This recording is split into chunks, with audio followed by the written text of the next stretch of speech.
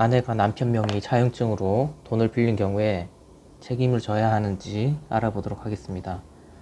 어느 날 이웃집 사람 갑이 저에게 500만 원을 갚으라고 했습니다.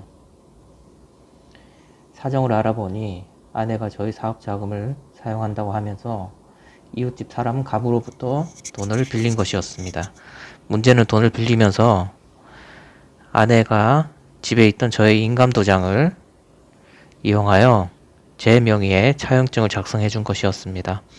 아내는 돈을 빌려 도박에 탕진했다고 합니다. 저는 갑이 돈을 갚으라고 하는 말을 하기 전까지 아내가 돈을 빌렸는지 전혀 알지 못했습니다. 이런 경우에도 제가 책임을 져야 하나요? 하는 내용입니다.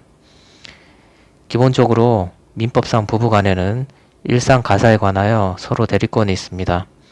부부 일방이 일상가사에 관하여 채무를 부담한 경우에는 다른 일방도 이로 인한 채무에 대하여 연대 책임이 있습니다. 이를 일상가사 연대책임, 일상가사 대리에 대한 연대책임이라고 합니다. 관련 판례를 보면 다음과 같습니다. 민법 제832조에서 말하는 일상의 가사에 관한 법률 행위라 함은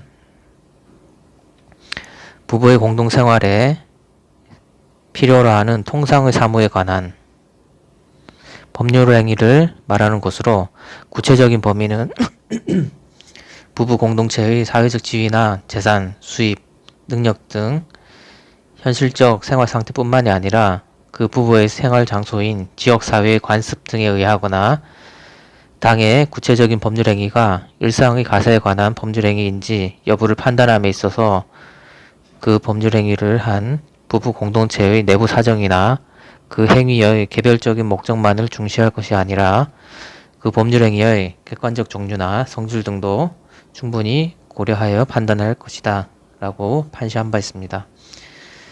그러면서 금전 차용행위도 금액, 목적, 실제 지출 용도, 기타의 사정 등을 고려하여 그것이 부부 공동생활에 필요한 자금 조달을 목적으로 하는 것이라면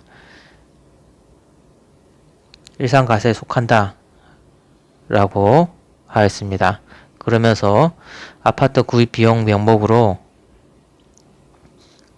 차용한 경우 그와 같은 비용의 지출이 부부 공동체를 유지하기 위하여 필수적인 주거 공간을 마련하기 위한 것이라면 일상의 가사에 속한다고 볼 여지도 있을 것이다 라고 판시하였습니다. 이러한 판례 입장에 비춰본다면 사업자금으로 빌린 돈을 도박자금으로 사용한 것은 일반적으로 부부 공동체의 유지를 위한 것으로 보기는 어려워 보이므로 일상가사 대리권에 의한 책임은 성립되기 어렵다고 생각이 됩니다.